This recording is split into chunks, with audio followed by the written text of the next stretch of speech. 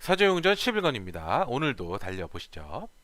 매추풍이 기훈장에 나타나서 하는 말이 내 제자 양강을 풀어달라는 얘기였습니다. 귀신 같은 매추풍이었지만 제자만은 아꼈나 봅니다. 그 말에 또 육장주는 순순히 양강을 불러왔습니다. 그러더니 20년 만에 만났구려 라고 했습니다. 알고 보니 육장주의 이름은 육승풍이었고 매추풍과 같이 황룡의 아버지 황약사 밑에서 무공을 배운 동문이었습니다. 참고로 황약사의 제자들은 모두 풍자 돌림의 이름을 썼습니다. 매초풍, 진연풍, 육승풍 등. 상황이 이렇게 되자 강남 육계는 호랑이 굴에 들어왔다고 생각했고 황룡은 예상한 대로 육승풍이 아버지 제자가 맞았다고 생각했습니다. 하여 매초풍과 강남 7계의 전투가 벌어질 찰나에 9천인이 나서며 황약사가 살해당했다고 말했습니다. 그 말에 황룡은 정신을 잃었고 육승풍과 매초풍도 눈물을 흘렸습니다. 그리고 이 모습을 저 멀리서 괴기한 얼굴을 한 남자가 지켜보고 있었습니다. 이 남자는 전편에서 피리를 불어 뱀을 쫓아버린 남자입니다. 이때 강남 육계 둘째가 구천인에게 아부하며 다가가서 몸을 살짝 맞댔습니다. 그리고는 구천인이 무궁자랑을 한 것과 똑같이 술잔의 윗부분을 잘라내는 거였습니다. 알고 보니 방금 전 구천인에게 훔쳐온 반지를 보여주며 반지에 달린 날카로운 부분으로 잘라냈다고 했습니다. 그리고 구천인의 전신에 기가 감싸였던 것은 이 마른 자풀에 불을 붙여서 속인 거라고 얘기해 주었습니다. 그제야 다시 총기를 찾은 황룡이 칼을 겨누면서 그럼 물 위를 걸어다닌 것은 어떻게 한 거냐고 묻자 얇은 새로 만든 항아리에 윗부분을 막아 약간의 물을 넣고 미리 물 밑에 말뚝을 박아 놓은 거라고 실토했습니다. 강호에서 절정의 고수로 유명한 구천인은 사기꾼에 불과했습니다. 구천인은 뒤도 안 돌아보고 도망가기 바빴습니다. 이내 분위기는 다시 삭막해졌습니다. 매초풍은 강남 6계와의 원한을 끝낼 작정이었습니다. 다행히 육승풍은 중립을 지키기로 했습니다. 강남 6계도 조금도 물러설 마음이 없었습니다. 마찬가지로 10년 전 다섯째를 진연풍 손에 잃었기 때문입니다. 그때 곽정이 사부들 앞으로 나와서 말했습니다. 실수로 죽인 것이지만 진연풍을 죽인 건 접니다. 복수하려면 제게 하시오 했습니다. 싸움이 불가피해지자 황룡이 판을 깔기 시작했습니다. 매초풍한테 곽정을 이기기 힘들 거라고 자극했습니다. 걸려 들었습니다. 매초풍이 공격 3번 만에 못 죽이면 자결하겠다고 했습니다. 황룡은 3번 받고 7번 더해서 총 10번으로 레이스했습니다. 곽정은 10번 받고 5번 더해서 총 15번으로 콜했습니다. 물론 곽정은 황룡 18장 중 15개의 장을 배웠기 때문이었습니다. 즉시 전력을 다해 곽정에게 덤벼드는 매초풍이었습니다. 위기도 있었지만 곽정은 침착히 황룡 18장으로 반격했습니다. 놀라운 일이 벌어졌습니다. 곽정과 매초풍이 동시에 나가 떨어져 버렸습니다. 매초풍의 무공은 200인력이었고 곽정은 황룡 18장 중 15장을 배워 70인력에서 90인력으로 올라 있었습니다. 물론 아직도 무공 차이는 많았으나 황룡 18장을 적중을 시킬 수만 있다면 파괴력만큼은 150인력 정도의 무공이었습니다. 두 사람의 싸움은 실세 없이 이어졌습니다. 격렬한 싸움을 보면서 모두들 곽정의 상승된 무공에 놀라고 말았습니다. 이 기훈장에서 매초풍 다음으로 강한 자는 바로 곽정이었습니다. 이미 처음에 말했던 15번의 공격은 지나간 지 오래되었습니다. 시간이 갈수록 곽정이 불리해지자 우리의 곽정 도우미 황룡이 매초풍에게 공격 횟수가 100번도 넘었다고 했습니다. 매초풍은 시합에서는 이미 졌지만 저놈을 죽여서 복수를 해야겠다고 했습니다. 도우미 황룡이 곽정에게 큰 나무를 뱅뱅 돌라고 몸짓해 주었습니다. 황룡의 말대로 큰 나무를 뱅뱅 돌면서 매초풍을 피해 다니는 곽정이었습니다. 매초풍은 눈이 멀었기 때문에 나무 뒤에 있는 곽정을 잡을 수가 없었습니다. 에잇, 그럼 나무를 뽀사버려 하며 큰 나무를 두 동강 내버렸습니다. 이내 곽정은 매초풍의 구멍송송 신공에 손목을 부상당했고 이 신공에는 독이 들어있었습니다. 중독된 곽정이 위험해지자 강남 육계가 매초풍에게 뛰어들었습니다. 그런데 곽정은 뱀의 피를 먹고 모든 독에 면역이라고 설명해 드렸는데요. 그럼 이렇게 합의 보시죠. 모든 독이 아니라 독사의 독만 면역이었다. 어찌 강남 육계가 매초풍의 상대가 되겠습니까? 도미 황룡은 곽정이 걱정돼 매초풍에게 해독약을 내놓으라고 소리쳤습니다. 사부들이 위험해지자 중독된 몸으로 공격을 해보는 곽정이었습니다. 그런데 느릿느릿한 곽정의 공격에 적중당하는 매초풍이었습니다. 알고 보니 매초풍은 소리를 듣고 반격을 했던 것인데 곽정이 중독된 몸으로 천천히 공격하니 눈치를 못 챘던 것이었습니다. 이번엔 남자 도우미 둘째가 매추풍에게 다가가 소매치기 신공을 펼쳤습니다.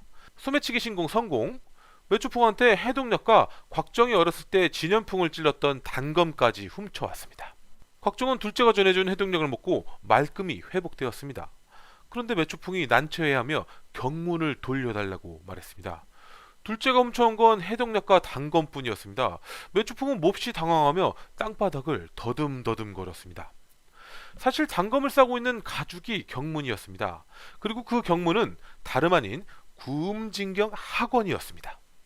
그때였습니다. 이 모든 걸 지켜보던 괴기한 얼굴의 남자가 하늘에서 천천히 내려와 매추풍을 잡아채더니 다시 하늘 위로 날아갔습니다. 이 당시 피아노 줄을 메고 다니진 않았을 텐데 그럼 무공이 얼마나 높다는 얘기일까요? 얼마 되지 않아 매추풍이 돌아와서는 다시 싸움을 걸어왔습니다. 그리고 괴기한 얼굴을 한 남자는 지붕 위에서 지켜보고 있었습니다. 이번 싸움은 처음부터 곽정이 불리하게 몰리고 있었습니다. 좀 치사스럽지만 그 괴기한 얼굴의 남자가 곽정의 위치를 돌멩이를 튕겨 미리 알려주고 있었습니다. 황룡은 영원한 곽정 도움이었습니다.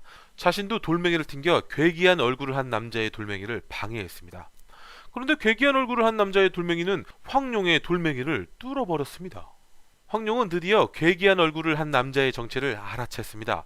바로 황룡의 아버지 황약사였습니다. 오졸 중 한 명인 황약사의 무공은 홍칠공과 같은 600인령입니다. 황약사의 괴기한 얼굴은 과면을 쓰고 있었기 때문이었습니다. 육승풍은 사부인 황약사를 보고 일어나려다 넘어지고 말았습니다. 황약사는 도화도라는 섬에서 나올 생각이 없었는데 딸인 황룡이 걱정돼 딸을 찾아 강호에 나오게 된 것이었습니다. 황룡은 아버지한테 죄송스러워 펑펑 울고 말았습니다. 황약사가 지붕에서 내려와 육승풍에게 미안하다며 사과했습니다. 당시 매추풍과 진연풍이 구음진경 화건을 훔쳐서 도망치는 바람에 홧김에 제자들의 다리를 불구로 만들어버렸던 것이었습니다. 그리고는 다시 걸을 수 있게 되는 무공 비법서도 주었습니다. 안진뱅이 20년 인생의 보상치곤 너무 짠 편이었지만요. 이제 매추풍 차례입니다. 매추풍은 죽여주십시오 라고만 말했습니다. 황약사는 손해보는 장사는 안 하는 인물이었습니다. 즉시 매추풍에게 3개의 침을 박았습니다.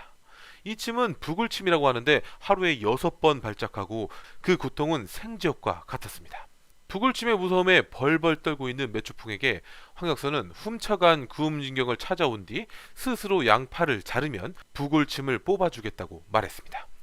마지막으로 이젠 곽정 차례가 왔습니다. 반역을 저지르고 도망간 진연풍이라고 해도 자신의 제자를 죽인 것은 용서할 수 없다고 했습니다. 황룡이 달려와 그건 곽정이 아주 어렸을 때 저지른 실수라고 말했지만 황약사는 사랑하는 딸이 이제 곽정 편만 드는 것 같아 화가 더욱 치솟고 말았습니다. 황약사는 곽정에게 조금이라도 피하지 않을 테니 항룡 18장으로 공격해보라고 했습니다. 만약 전력을 다하지 않는다면 가만두지 않겠다고 했습니다. 곽정은 다른 방법이 없었습니다. 모든 힘을 끌어모아 항룡 18장을 날렸습니다. 파괴력만 보면 150인력의 힘이었습니다. 만약 이 공격에 황약사가 쓰러졌다면 사조용전은 사조 참치가 될 뻔했습니다. 동원 참치가 더 맛있지만요. 역시 예상한 대로였습니다. 150인력의 힘으로 공격했지만 곽정은 튕겨져 나가고 말았습니다. 황약사는 도대체 무슨 생각일까요? 나가 떨어진 곽정을 향해 무섭게 공격해 들어갔습니다. 곽정이 만약 여기서 죽게 된다면 사조 참치가 아니라 사조 짬지. 이건 좀 아닌가? 곽정 앞으로 몸을 날려 막아보려는 황룡도 옆으로 비켜나게 했습니다.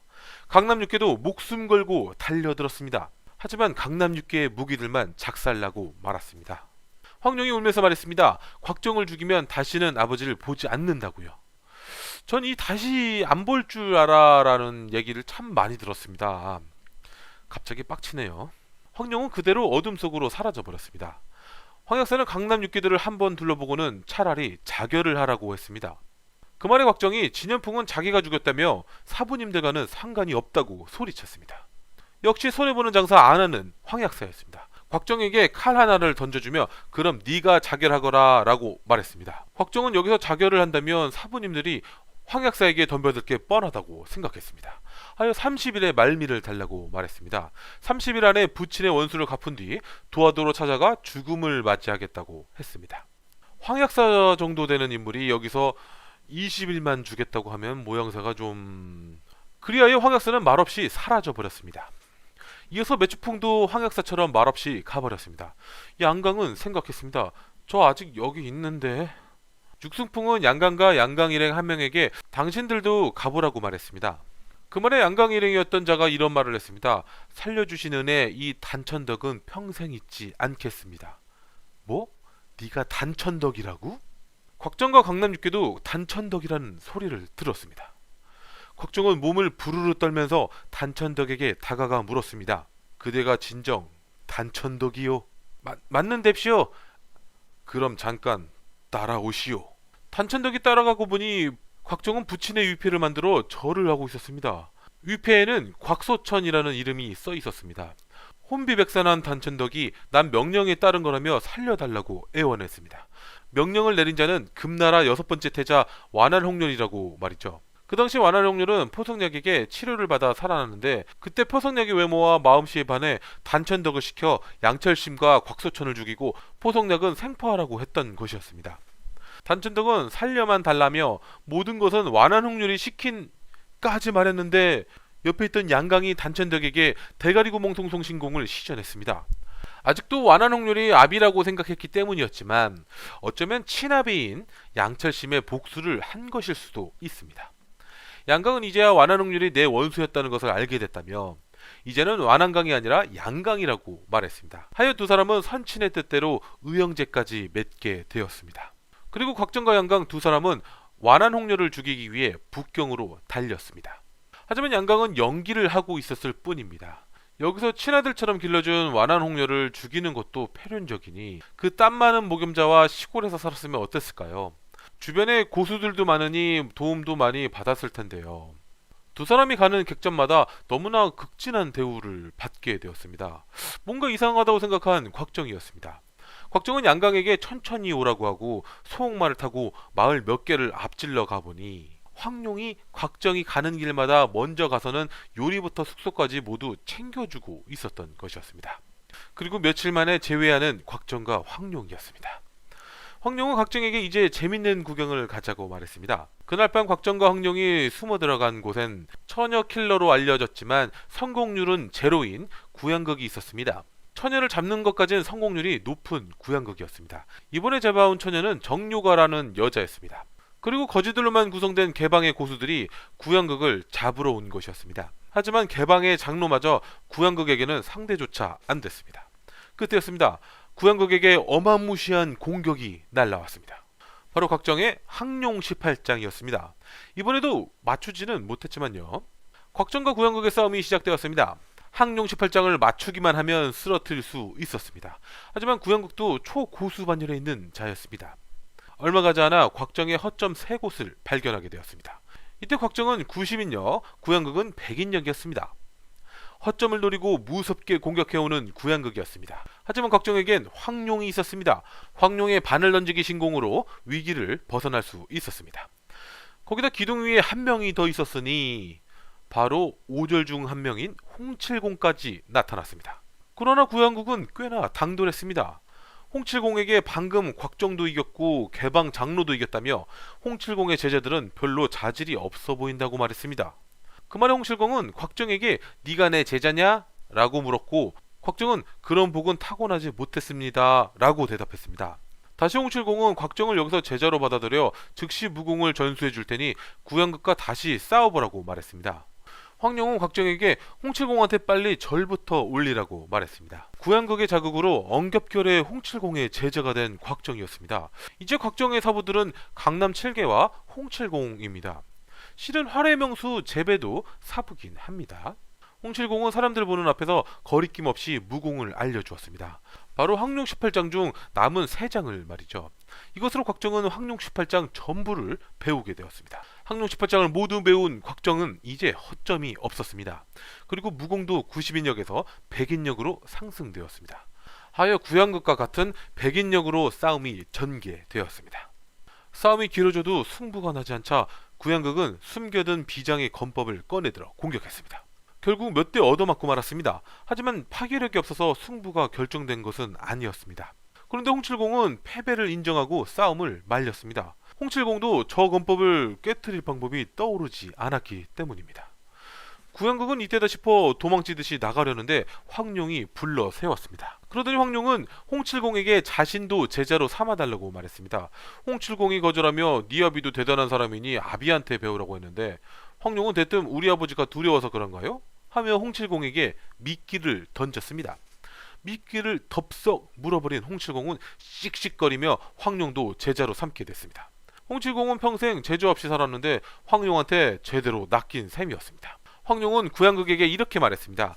이제 홍칠공의 정식 제자가 됐으니 다시 한번 대결해보자고요. 대결의 규칙은 지난번처럼 원을 그려놓고 원 밖으로 나가면 지는 규칙이었습니다. 원 안으로 들어간 황룡은 몰래 바늘 한 줌을 짚고는 그대로 바늘 던지기 신공을 발사했습니다. 놀란 구양극은 원 밖으로 나가면 지기 때문에 위로 뛰어 올랐습니다. 위로 뛰어 오를 것을 알고 있었던 황룡은 위로 바늘 던지기 신공 발사! 이렇게 사조용전 11권이 끝났습니다. 집에서 바늘 던지기 신공 따라 하시면 안 됩니다.